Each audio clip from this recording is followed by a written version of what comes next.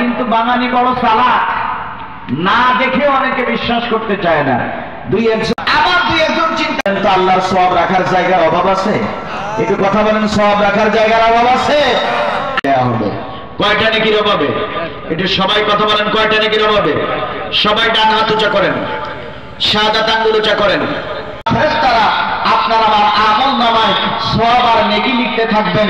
জোরে বলেন সুবহানাল্লাহ। আমার ভাইরা, এখন এত সওয়াব এত নেকি, মারা যাওয়ার পরে এই নেকি অর্জন করার আর কোনো রাস্তা আছে? আর কোনো পথ আছে? তাই যদি না থাকে, আসেন কোরআনের মাহফিলে বসে পরকালে জান্নাতে যাওয়ার পথকে প্রশস্ত করে নেই। সবাই উচ্চ আওয়াজে বলি আলহামদুলিল্লাহ।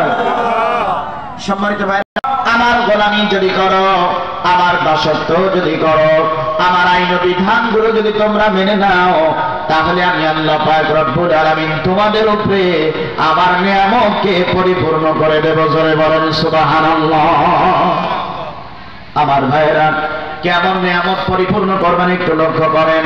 আল্লাহ পাক রব্বুল আলামিন যখন হযরত সুলাইমান নবীকে গোটা পৃথিবীর বাদশাহিত্ব দিয়েছিলেন, গোটা পৃথিবীর ক্ষমতা দিয়েছিলেন, হযরত সুলাইমান নবী পৃথিবীর কোন মানুষের প্রশংসা আদায় না করে প্রশংসা করেছিলেন কার? একটু আওয়াজ দিয়ে বলেন, প্রশংসা করেছিলেন কার?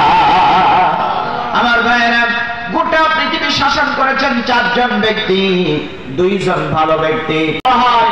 জনগণ সকল ক্ষমতার উৎস, নাউযুবিল্লাহি মিন যালিক। জনগণ সকল ক্ষমতার উৎস তারাই বলতে পারে যাদের ইমানের মধ্যে ভেজাল রয়েছে। কথা বলেন ঠিক না বেঠিক? ক্ষমতা দেওয়ার মালিক কে? ক্ষমতা কেড়ে নেওয়ার মালিক কে? এ কথা আমার না আল্লাহ।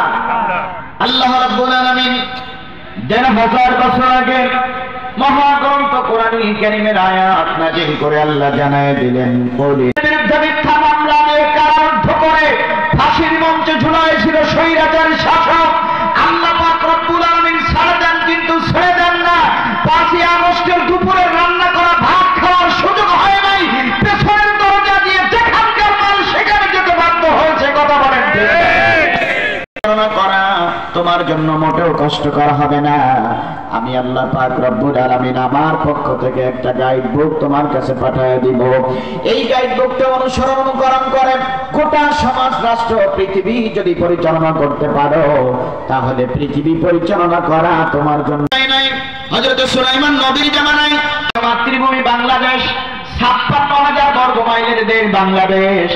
আপনার আমার দেশটা এত ছোট দেশ, পৃথিবীর মানচিত্রের মধ্যে তাকায় দেখবেন বাংলাদেশটা এত ছোট দেশ যে বাংলাদেশের মধ্যে বাংলাদেশ লেখার মতো জায়গা বাংলাদেশে